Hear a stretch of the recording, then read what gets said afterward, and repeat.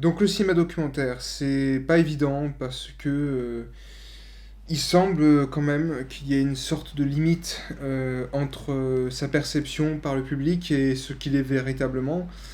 Je m'explique. En gros, il y a toujours cette idée quand même que le documentaire, c'est pas du cinéma.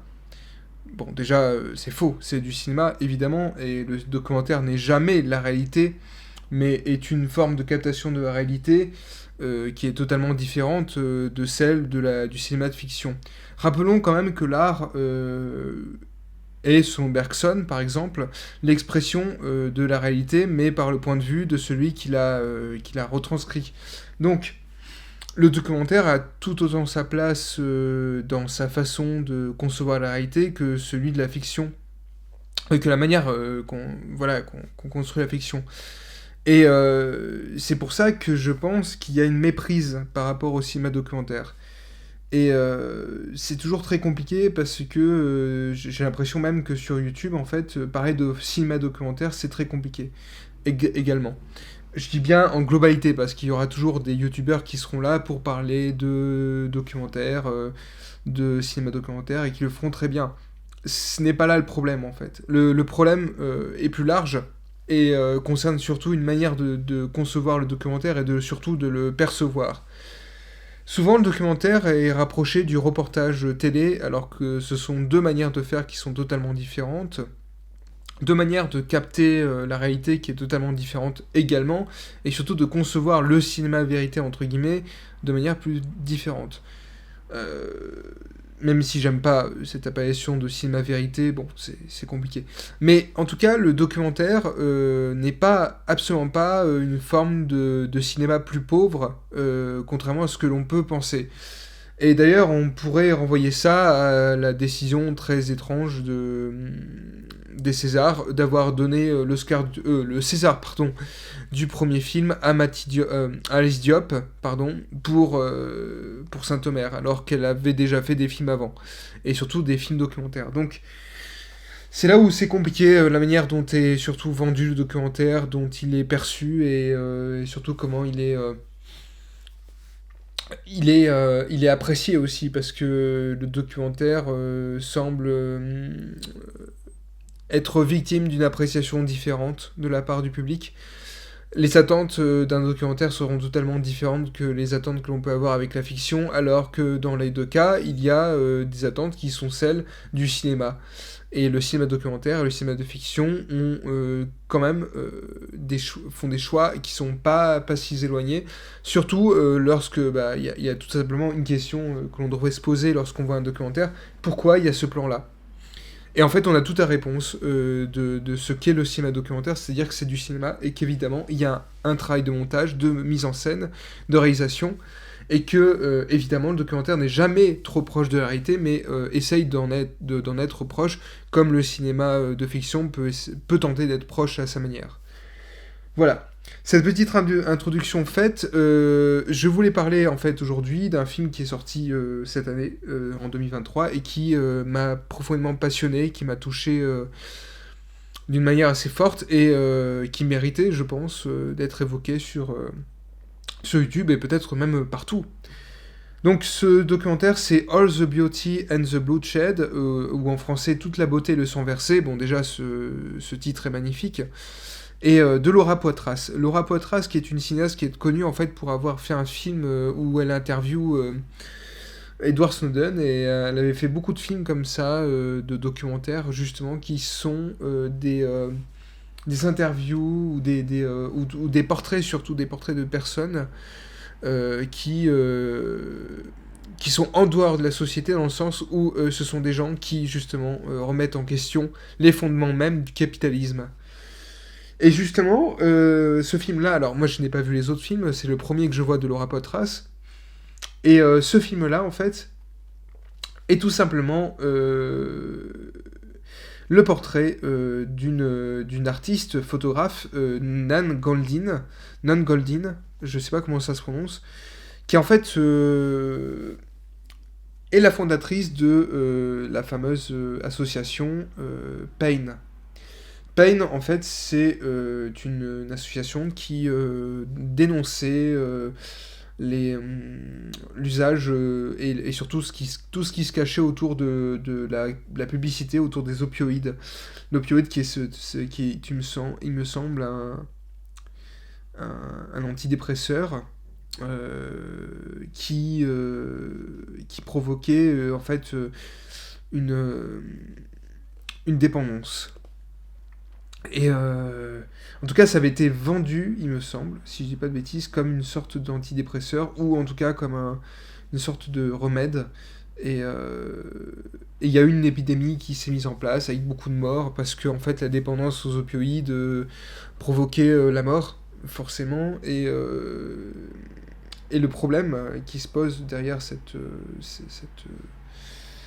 objet, ce médicament, c'est que il y a une famille qui est derrière et qui a fait la publicité de ce produit. Une publicité qui est profondément mensongère, qui était dangereuse, et tout en sachant en fait la dangerosité qu'il pouvait y avoir derrière les opioïdes. Cette famille, c'est la famille Sackler. La famille Sackler, en fait, elle est surtout connue pour être une sorte de grande famille justement de milliardaires qui ont fait leur blé sur le démarchage, sur le profit, mais ce qui en fait est le cas de la plupart des milliardaires et des gens riches qui agissent en parasites et profitent des opportunités. On a plein de films qui ont pu démontrer ça. On peut penser au plus évident en fait des années 2010, c'est tout simplement le Loup de Wall Street, hein, qui dans une autre mesure fonctionnait, enfin reposait sur le profit et l'action parasite du riche dans la société. Et donc ce qui est assez fascinant avec le film, pour revenir au film, c'est que c'est une description très précise de ce militantisme que met en place Nan Goldin, qui était elle-même une victime des opioïdes, qui en est sortie, mais qui aurait pu très bien mourir. Et en fait, le but de Nan Goldin, c'est d'effacer l'influence de la famille Sackler, de toute la culture. Parce qu'en fait, il faut expliquer un petit peu ce qu'a fait la famille Sackler au-delà de cette histoire des opioïdes. C'est qu'elle a aussi fait des sortes d'œuvres de charité parce que c'était une famille de collectionneurs aussi, de collectionneurs d'œuvres d'art et aussi d'œuvres, de patrimoine culturel ancien, archéologique, et ils ont fait des dons, en fait, ces gens, à plusieurs musées très connus, dont le Louvre, hein, d'ailleurs, qu'on voit dans le film à un moment. Et si vous voulez, le nom de Sackler est inscrit dans chaque musée. Bon, forcément, et c'est logique, c'est très blessant pour les victimes. Et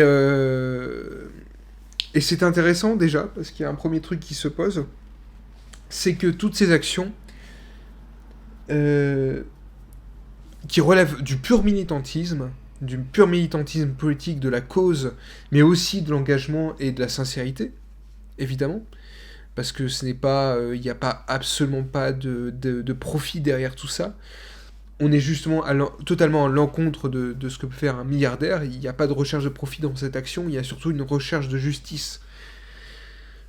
Et c'est là où le film est intéressant, parce qu'il dresse ce portrait très long et très précis de toute cette lutte, et explique avec l'image, hein, évidemment, puisqu'en plus il fait le portrait de la photographe, donc on apprend à connaître Nan à partir de tout le film. Et moi, je ne connaissais pas cet artiste, et je dois avouer que je trouve son travail magnifique, en fait, et ça me donne envie de creuser. Déjà, c'est ça qui est réussi dans le film, en fait, c'est qu'il donne envie de creuser. Et c'est là où, en fait, le film réussit totalement le but premier d'un documentaire, qui est de documenter. Alors, on ne demande pas à un documentaire de documenter platement, de faire un reportage ou un documentaire télé, je sais pas, ou un documentaire animalier, mais on demande quand même un minimum à un documentaire de l'instruction. Ce qui n'enlève pas au cinéma de fiction d'avoir une capacité d'instruction également. C'est tout à fait possible, hein, puisqu'on a aussi des films qui font qui presque de manière anthropologique, peuvent décrire un milieu, quelque chose.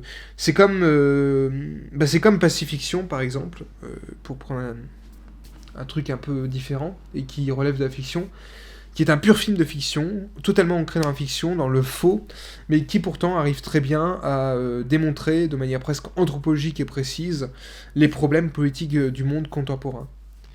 Et là, c'est pareil, c'est-à-dire que le film de Poitras arrive totalement à creuser, à me démontrer l'importance du militantisme et qu'il ne faut pas s'arrêter de parler, de se battre, en fait.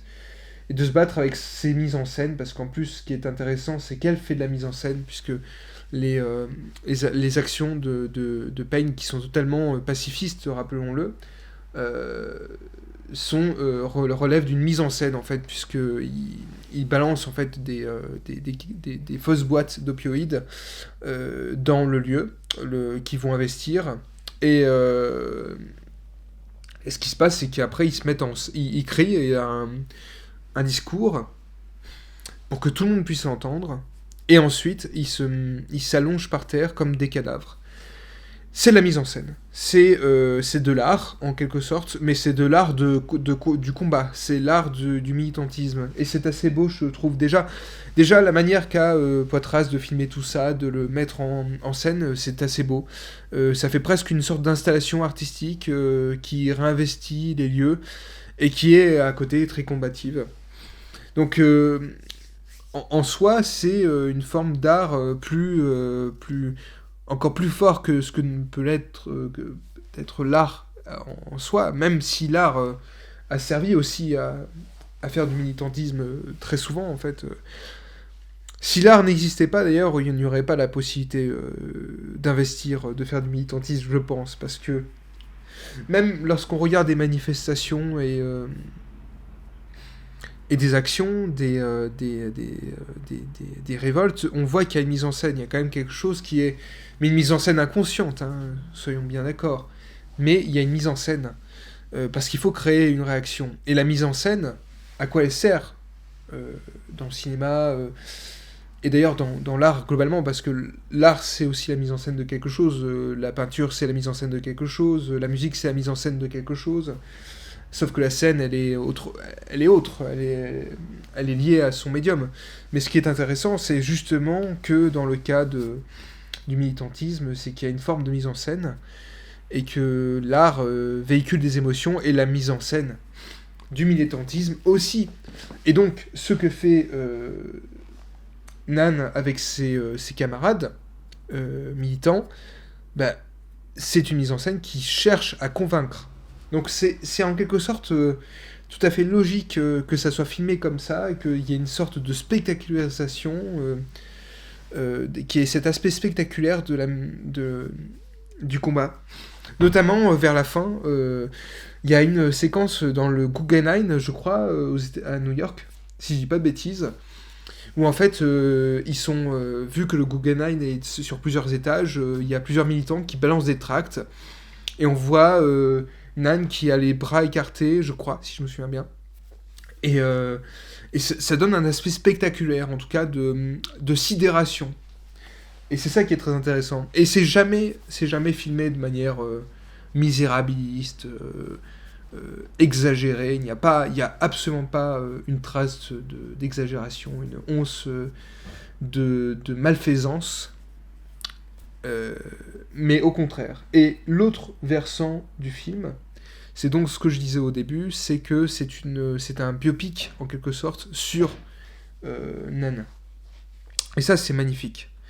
Parce que ce que fait Poitras, c'est qu'elle tente aussi de comprendre pourquoi Nan est aussi habitée par le militantisme et la politique. Et ça se comprend, parce que dès le début, en fait, elle perd une sœur qui se suicide dans un milieu blanc, privilégié, américain. Enfin, pas privilégié, mais plutôt moyen, américain, blanc, habité par les mythes des États-Unis, et qui donc, par leurs actions, ont en fait fait du mal à la petite sœur, petite ou grande sœur, je ne sais plus, peut-être grande sœur de Nain, et qui s'est suicidée, et elle a assisté à ça très jeune, et ça a été une blessure profonde. D'ailleurs, c'est toujours le départ dans l'art, c'est qu'il y a toujours une sorte de blessure, hein, pas forcément de la souffrance, mais il y a une blessure, il y a toujours un truc qui est là, qui obsède euh, l'artiste. Et en soi, il y a cet aspect-là chez Nain qui est très bien montré par Poitras, notamment par l'usage de photos, justement, puisque c'est un film qui fonctionne surtout par de la voix off et des photos. Notamment les plusieurs photos faites par Nan, donc en plus on comprend son art.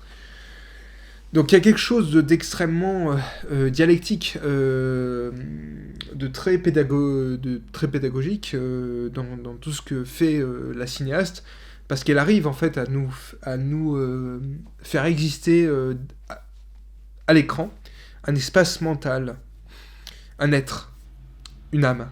Et c'est ça qui est très beau, parce que on comprend parfaitement pourquoi cette personne se bat. Et ce qui fait que à la fin, effectivement, j'ai été fortement touché par le film, mais même à plusieurs occasions. Notamment parce qu'en plus, et c'est assez beau, Poitras fait aussi le portrait de Nan qui a vécu d'autres passages de militantisme, notamment en ce qui concerne l'art indépendant, puisque Nan n'est pas une artiste bourgeoise, c'est une artiste qui vient de la rue, en quelque sorte, puisqu'elle a été... elle a vécu une vie d'abandon, elle a fui le domicile, elle a tenté de se construire, elle a vécu des moments assez compliqués, s'est rapprochée de cinéastes assez importants. Je ne dis pas qui, vous le découvrirez dans le film, mais c'est très intéressant. Et notamment, il y a un autre aspect, c'est qu'elle a connu en fait la crise du sida. Les morts, la mort, en fait la mort. Et c'est ça qui est terrifiant, c'est qu'il y a un moment où, en fait, où elle perd tous ses amis. Et parce que n'oublions pas que aussi Nen est en fait une personne LGBT qui fait partie de qui représente tous ces gens-là qui souffrent à cette période-là avec le sida, puisque les États-Unis mettent toute la responsabilité du sida sur les homosexuels, sur tous les hommes. Et en fait, ce qui est très intéressant, c'est que dans ce passage-là, d'ailleurs le film est chapitré au passage, et dans ce passage-là, en fait, on voit tout. On voit tout. On a pareil, une documentation très précise de ce qui s'est passé, mais du point de vue de l'artiste. Et ça, c'est vraiment bien. C'est là où, en fait, le film est très fort, et je pense qu'il est nécessaire de le voir. Vraiment. Déjà, pour quand même vivre une expérience assez forte, pas évidente, qui est vraiment, effectivement, très dure. Hein, c'est impossible de s'en défaire de ce film-là, surtout avec toutes les images que l'on peut voir. C'est vrai que le film dure 2 heures, il peut être un peu lourd moralement, et il souffre peut-être, effectivement, de l'apparition de ces titres, de ces cartons qu'a rajouté la cinéaste, qui peut-être n'était pas nécessaire et qu'il aurait peut-être dû accepter un cheminement plus logique lié uniquement à l'image, et même si effectivement le carton a quand même du sens, mais je trouve que l'usage du carton est un peu trop présent, et je suis assez d'accord avec un ami qui m'avait fait cette observation, il se reconnaîtra. Et pour autant, ça n'a pas gâché le film, absolument pas, parce qu'un film a le droit d'avoir des aspérités, même les plus grands chefs-d'œuvre, entre guillemets.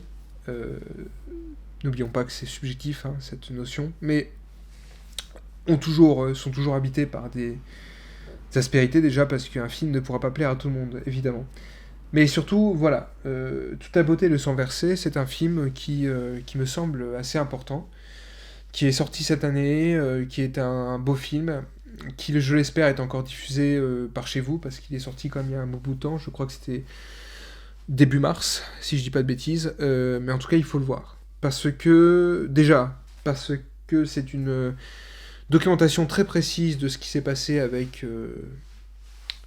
cette crise des opioïdes, et surtout, le portrait d'une vie. Et juste pour parler d'un moment, et là je vais passer vraiment dans la description la plus pure de ce qui s'est passé dans le film. Il y a ce moment-là, moi, que j'ai trouvé incroyable, où en fait, on a quand même cette famille, les Sackler, qui sont là, mais qu'on ne voit pas, hein, qu'on ne voit qu'à travers des images d'archives, des documentaires, des reportages à télé, tout ça. Bon. Et il y a le nom aussi qui est affiché sur le musée, bon, voilà. Mais il y a un moment, en fait, où Nine arrive à faire confronter avec un procès, etc., parce que ils ont gagné, hein, à faire confronter les victimes face aux bourreaux. En tout cas, ceux qui sont responsables de leur souffrance. Et il y a ce moment incroyable où en fait, donc c'est une discussion à distance sur un ordinateur, sur un réseau de communication. Et ce qui est incroyable, c'est que le film se focalise sur les visages des derniers membres de la famille Sackler. Alors, il y en a 2 qui montrent leur visage et je crois que les autres, ils ne le montrent pas.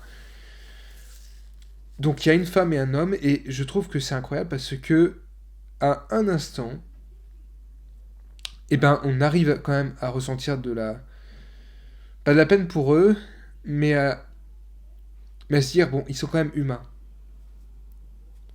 Alors, c'est là où c'est incroyable. C'est que, est-ce que le film montre, en fait, que finalement, ces gens-là vivent tellement dans une tour d'ivoire, dans une camisole, qui n'ont aucune conscience de la souffrance du monde, et que, comme ils sont dans leur petit confort, ils oublient tout ce qu'il y a autour d'eux, et ça c'est peut-être la première hypothèse la plus proche, ou soit c'est des hypocrites et leur émotion est totalement fausse, mais je n'y crois pas parce que on voit qu'ils sont touchés par ce qu'ils entendent. Et surtout par le nombre de victimes qui témoignent, les gens. Et surtout qu'il y a tout type de gens, c'est pas un seul type de personne ciblée, c'est pas, pour rigoler un petit peu, c'est pas des militants d'extrême gauche. Je dis ça parce que il y a un contexte aussi actuellement qui fait que... Mais disons que le film montre aussi que le militantisme, c'est plusieurs personnes. Et c'est pas qu'un type de personne. C'est des gens, ça peut être universel. C'est pas ciblé politiquement, faut arrêter avec ça. Et justement, on voit tout type de personnes. Des gens, des familles, des personnes un peu plus âgées qui ont perdu leurs enfants. Et là, on voit la réaction, et c'est un moment tout simplement incroyable. Donc je vais terminer sur ce moment-là, qui peut-être vous donnera envie de voir le film, parce que ce moment-là est assez important, assez touchant. Moi je sais que à partir de ce moment-là, j'étais en larmes, mais tout le temps.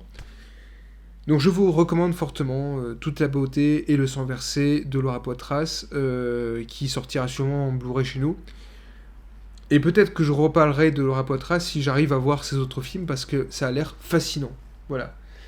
Donc vive le documentaire, vive le cinéma, et à plus tard.